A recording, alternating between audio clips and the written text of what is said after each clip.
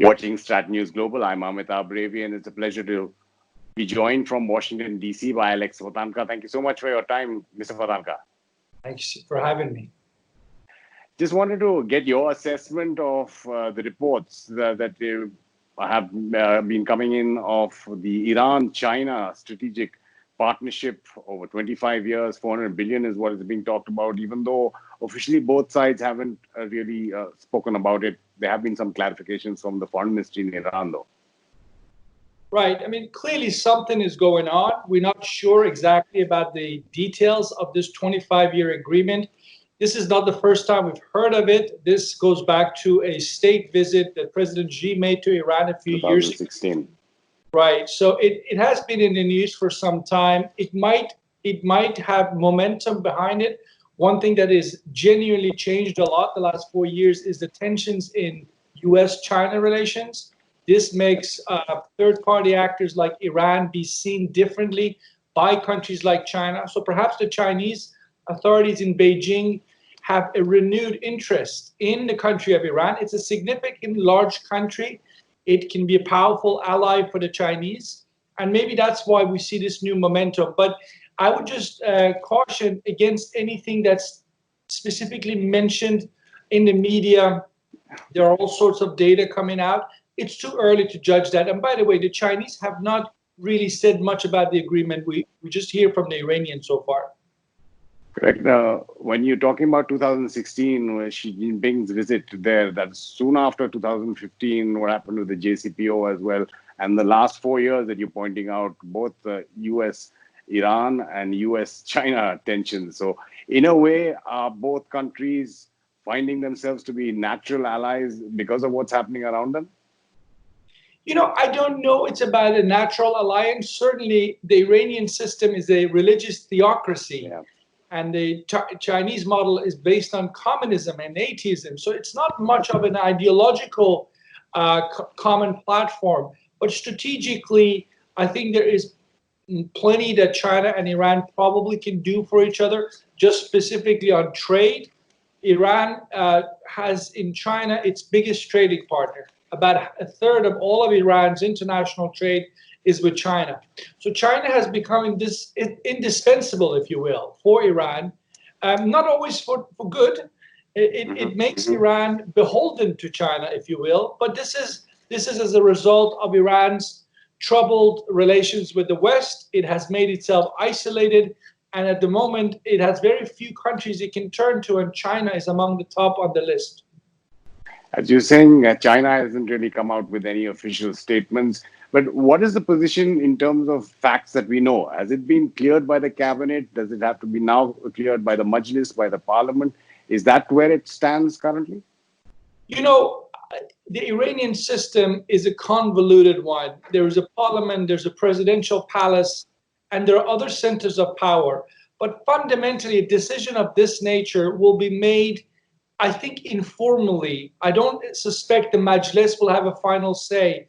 Basically, what we're talking about here is an economic lifeline for Iran. This is linked to the issue of whether Iran as a system, as the Islamic Republic, I should say, as a system can survive.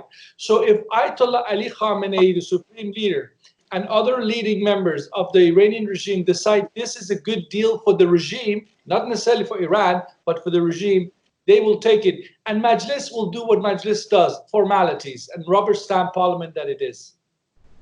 We've seen some reports suggesting that there is internal dissent, whether it's at the political level, the ideological level, the religious level, from former President Amitabh, even a relative of the former Shah as well. Some reports suggesting that there were protests called outside the Chinese embassy today and a heightened security. So what is that dynamic, both in terms of high-profile opposition and the wariness that the Iranian common people would have, say, against being flooded by Chinese goods, which they see, like we do in India as well? Right. You know, I think there's definitely an element of anger against some of the, as you said, Chinese imports that have come in have damaged the industrial production inside Iran. People have lost their jobs because of cheaper goods that are coming in from China, such as toys, shoes, and that sort of thing, which the Iranians traditionally have manufactured themselves. But I think there's a bigger story here, which is the Islamic Republic claims to be this powerful independent state. Mhm. And the Iranian public are saying right now it's not power they see, it's that Iran is so desperate for some help from the international community that it's willing to offer the Chinese an extremely lucrative package by the looks of it, massive discounts for oil and gas. And that's what they're angry about. They wonder why the foreign policy of the country has come to this. And that anger in terms of the foreign policy, but even those who are making the decisions, and when you're talking about the Supreme Leader Ayatollah Khamenei or the others, they would be wary, or at least they would be circumspect or knowledgeable in what China has done in other countries with similar deals. Well, I'm not sure how much they know about it. Unfortunately, from my perspective, the Iranian authorities, leading authorities, seem to be on autopilot. Anything that is a kind of, if you will, a prod, a jab, or stick the finger in the eye of the Americans, they will do without really thinking through the longer term consequences. Look, the reality is China is an emerging power. There's no doubt about it. And every country on the planet will have relations with China one way or another. But to do what the Iranians are doing, which is to say all we do with China is against the United States, this is the part that's not healthy. Because a country that can have relations with both, with the Western world and China, arguably that's the best situation you want to be in. But Ayatollah Khamenei is ideologically opposed to the United States. And he is so opposed to the United States that he's willing to cut this such of a deal with, as I said, the Communist Party of People's Republic of China.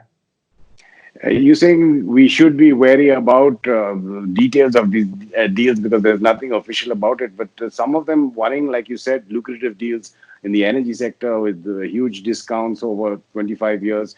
Also reports which have been denied now officially by the Iranians about leasing of the Kisha Island or other similar deals. Yeah, I mean, look, I think the Kish Island story was humiliating. It was so bad that the Iranian ambassador in Beijing had to quickly denounce it and say no such talks have been held. I think if I was China and I wanted to make myself a more powerful actor in the Middle East, Iran is the obvious candidate for them to move into. It's large. It's isolated. It's got a huge energy sector that China surely wants. So I think in the longer term, China would be interested in a bigger footprint in Iran. How they will go about it in the short term, that depends, I think, a lot of it on U.S.-Chinese relations. But let's not also forget the following. China doesn't just have good relations with Iran. China has good relations with every single state in the Middle East, including Israel, including Saudi Arabia, United Arab Emirates. And that's going to be the challenge for the Chinese. How can they balance their various interests in the Middle East as they want to become a bigger player in that part of the world? So the GCC would be an important role that the Chinese have there, because there are some reports suggesting that there could be some kind of military arrangement as well, not just in Iran, but maybe even in Syria or other parts of the region. Right. Again, this goes back to the issue of China's willingness and plans in terms of confronting the United States. If China brings more military forces to the Middle East, it will only do so to, as you will, confront the United States. There's no other logic to do it. Right now, China is buying its oil from the Middle East and it's selling all its goods to the Middle East, and there's no need for a Chinese military. So if you introduce Chinese military forces to, say, an Iranian port, the only logic to do that is to make yourself known to the United States military, which, again, is not necessarily a good development for the Middle East. It will start another new cycle of competition, a zero-sum competition, and I'm afraid all the regional states will suffer the consequences of that. And when you're talking about competition or confrontation, zero-sum, you mentioning there, how does Russia fit into this? Because Russia is also having its issues with the United States. Russia and China have a symbiotic relationship of sorts.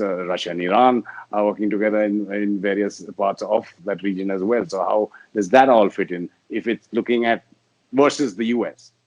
Right. Well, look, I think that the Russian position is probably going to be very complicated in the sense that, on the one hand, they are partners with the country of China. I mean, they are not only trading partners, but they have, at least on paper, pursued closer security ties in things such as the Shanghai Cooperation Organization and other efforts. And in reality, I think the Russians probably would be thinking long term, would see a growing Chinese presence in the Middle East, not necessarily to the benefit of Russia. Take the example of energy. If China one day dominates the Iranian oil and gas sector, which is one of the largest reserves in the world, this could hurt Russia's prospects as an exporter to China, which Russia has increasingly done. So, on the one hand, it's easy for the Russians to welcome China's role in the Middle East as a way of undermining the United States. But at the end, I'm not sure if Russia's going to come out of it stronger if China becomes, a bigger player in the Middle East. And a bigger player, China, vis-a-vis Iran, how much does it play into the Chinese BRI, the Belt and Road Initiative, if this fructifies and moves towards what it's indicated to be, the strategic partnership? This has been, again, discussed for so many years. Big strategic projects involving Iran have had a bad history in the last few decades. I mean, if you remember the peace pipeline, Iranian gas through Pakistan to India, that's almost 30 years old. That never went anywhere. And, it's not, we don't know right now how much of the obstacles in the path for China and Iran are US sanctions or lack of Iranian finances to pay for some of these projects. I'm not sure if the Chinese will pay for everything. If they do, that's not necessarily good news for Iran because it makes Iran even more beholden to China. But the simple fact of geography tells us Iran is a prized real estate. It sits right there between South Asia, Europe, and obviously is at the heart of the Middle East. So the Russians are talking about the southern northern corridor. The Chinese are talking about the One Belt, One Road, and so on. It's a place that cannot be avoided. But who gets to develop these projects, it remains to be seen, although the Chinese are obviously in a good position to be the ones to do it. When you're talking about connectivity, and then there's a north-south corridor as well, and one of the initiatives which was turned into a trilateral one of sorts between India, Iran, and Afghanistan, the Chabahar port. Now, that has also raised a lot of reports. The Ministry of Foreign Affairs and External Affairs in India has now issued a clarification saying those are also speculative reports about the rail line that the Iranians haven't really junked the Indian part in that. We're still waiting for some technicalities. But the Chabahar port and that connectivity issue has raised a lot of it's not been easy because of the US sanctions, despite the waiver that India and other countries have got because of Afghanistan. Well, I think the Iranian reading of the situation is that this is not because of American sanctions, because as you know, the United States has waived sanctions on Chabahar. So India doesn't have any sanction issues in Chabahar. Indians are reluctant for two reasons, probably. I'm not sure which one it is. One are commercial reasons, and the other one is, to play it very safe. India today is not the India of the 1960s and 70s. Indian foreign policy is much closer to that of the United States. So then maybe the Indians are playing it very safe. They like to be partners with Iran, but the time is not ready for that. And I suspect that's what's going on, and that's certainly what makes the Iranians upset. I would not be surprised that Iran in the near future would offer Chabahar to China. I would not be surprised at all. I think they would do so reluctantly.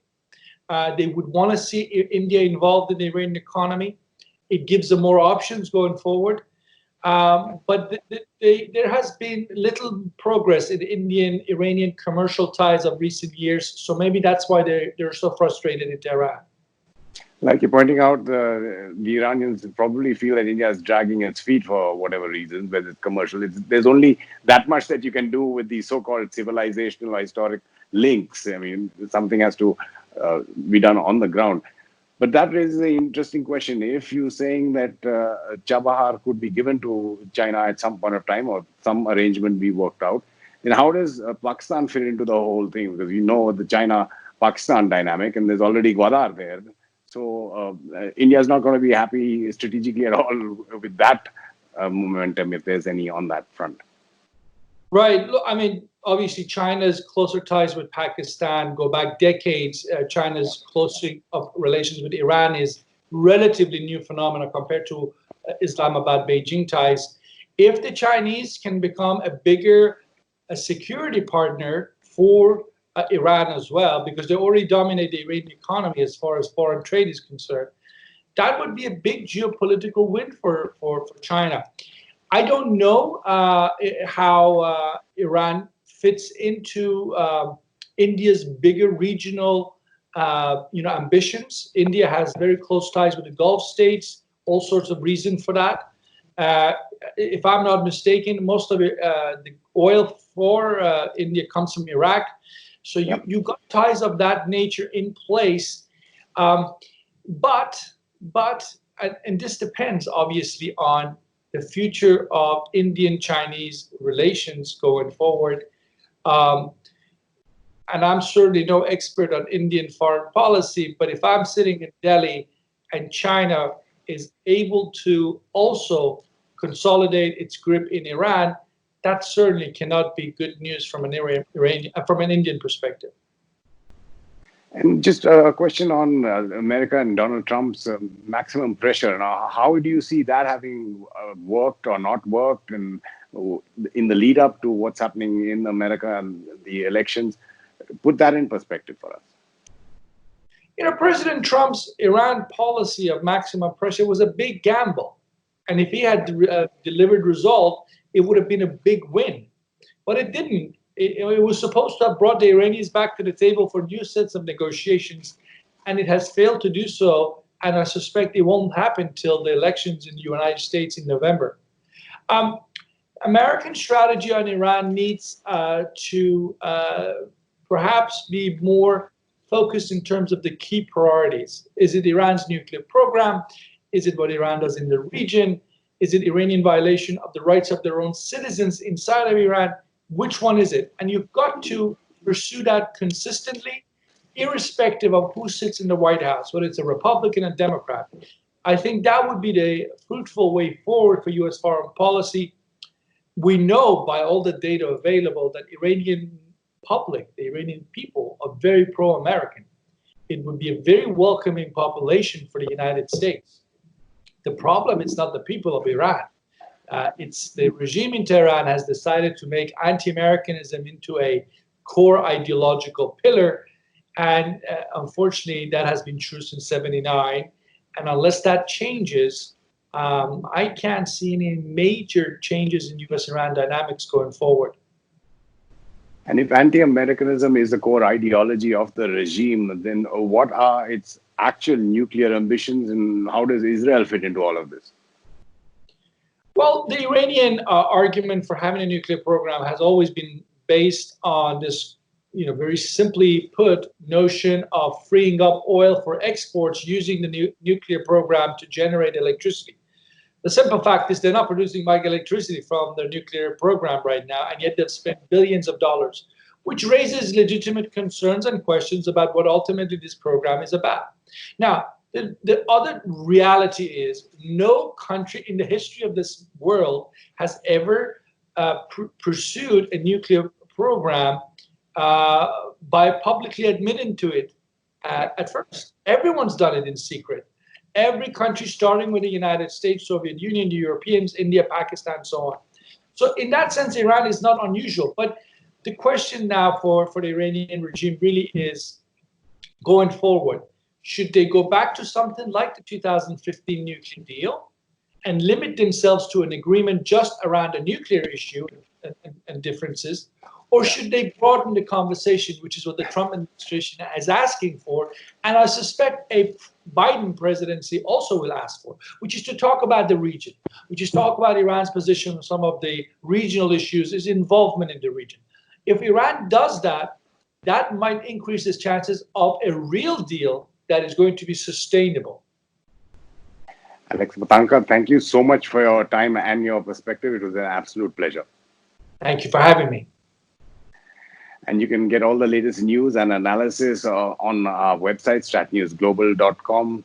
You can also follow us on Twitter, Instagram, and Facebook. And if you want to get live notifications for videos like this that we put up, just click on the bell icon on YouTube. You've been watching Strat News Global. I'm Amitabh Revi.